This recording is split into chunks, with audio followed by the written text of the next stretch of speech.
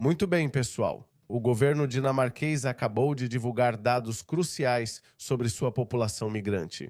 E com isso, há uma pressão adicional sobre o governo do Reino Unido para fazer o mesmo, porque o governo britânico não registra o status de imigração das pessoas quando se trata de crimes ou dependência de assistência social. Dê uma olhada nisso. Imigrantes têm quase 3 vezes mais chances de cometer crimes do que os nativos, segundo dados oficiais do governo dinamarquês.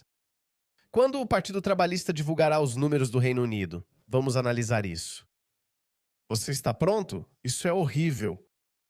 Então, a linha de base é o que os dinamarqueses nativos fazem. Romênia, um pouco mais alto, provavelmente cerca de 2 vezes. Você tem 2 vezes mais chances de cometer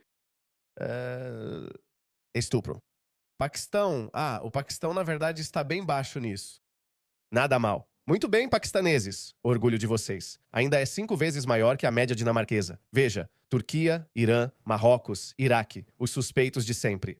Afeganistão, Palestina, Síria e Somália. Quase 20 vezes mais propensos a cometer estupro do que qualquer outro. Dá uma olhada nisso. E não é só estupro. Somalis, 20 vezes mais propensos a cometer estupro. Agressão contra funcionários públicos, Somália, de novo, lidera a lista.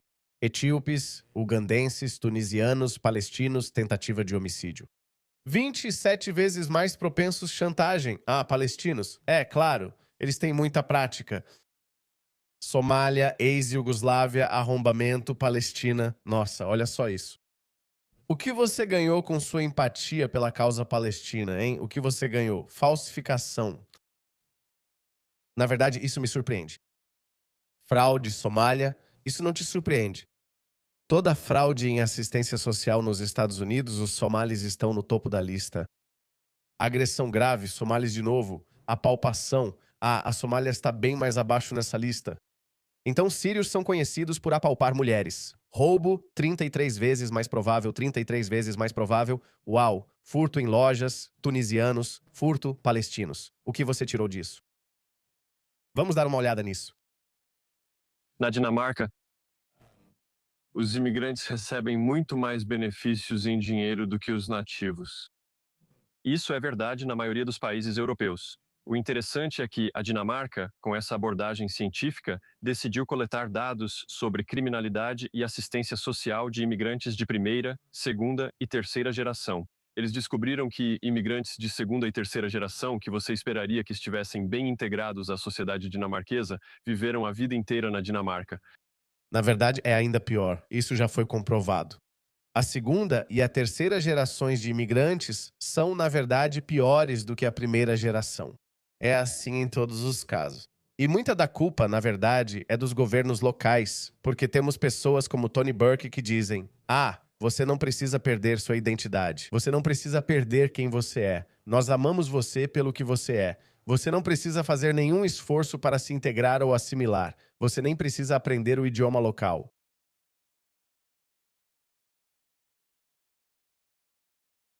O conceito de imigração é que as pessoas, quando vêm para a Austrália, querem fazer parte da Austrália. É isso que as pessoas querem. E eu nunca aceitei a palavra assimilação.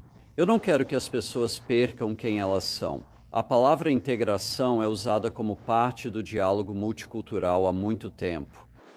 E é isso mesmo. Queremos as pessoas pelo que elas são. Nunca concordei com esse conceito de caldeirão cultural em que toda a sua identidade deve ser dissolvida. Esse é o resultado.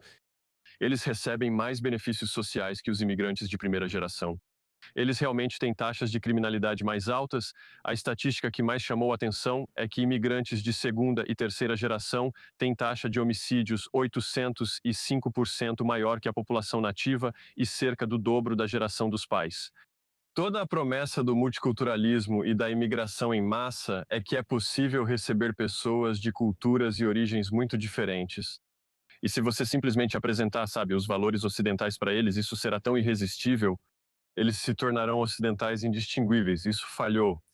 Cada vez mais, esse reconhecimento vem de lugares inesperados, como governos de esquerda e de centro por toda a Europa. David Cameron afirmou que o multiculturalismo fracassou. Angela Merkel também reconheceu isso. Recentemente, a Suécia enfrenta sérios problemas com violência de gangues.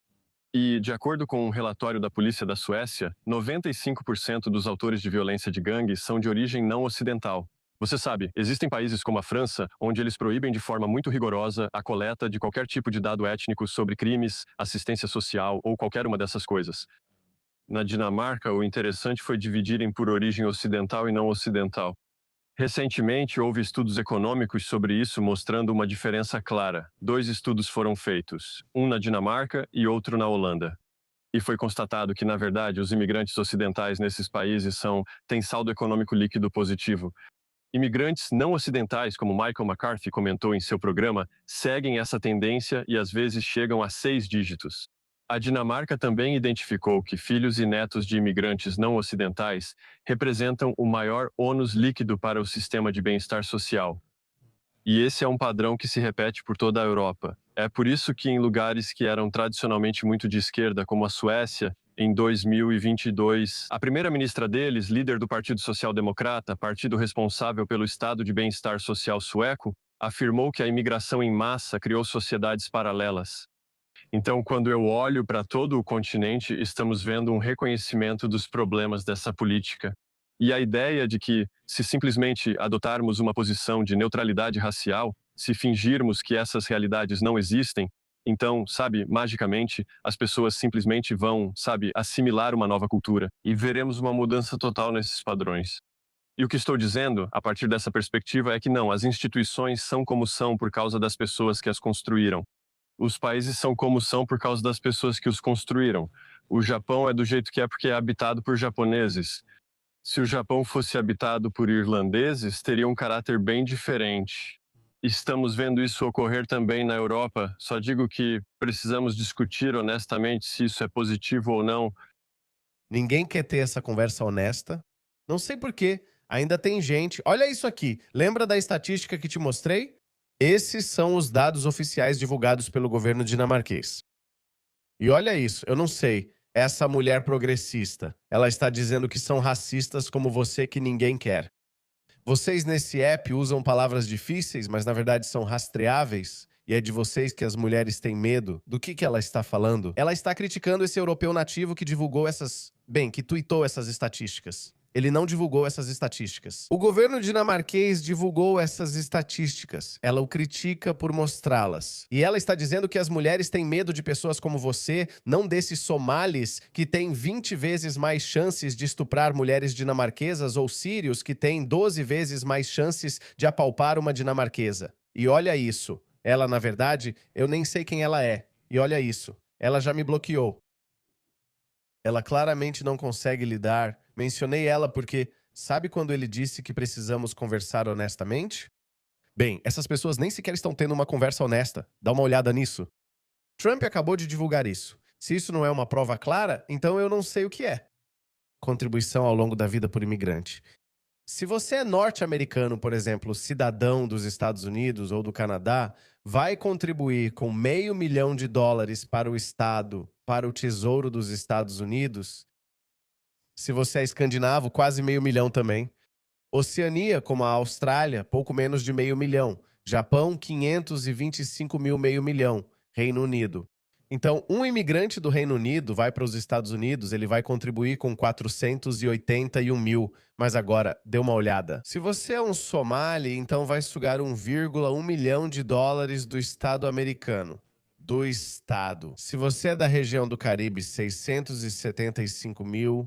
Se você é do Oriente Médio, 624 mil latino-americano, 271 mil subsaariano africano, 730 mil África Central e do Norte, 700 mil. Qual é o sentido de trazer essas pessoas para cá? Eu pensei que toda a ideia da imigração era trazer imigrantes para que eles possam servir à sua comunidade.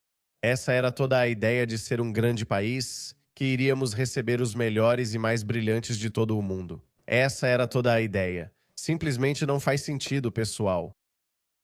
A ideologia esquerdista está simplesmente matando o Ocidente. Olha isso, tem mais algumas estatísticas. No Reino Unido, há 176 mil somalis e 70% deles dependem da assistência social. Suécia, somalis, 70% deles dependem da assistência social. Na Noruega, 44 mil somalis.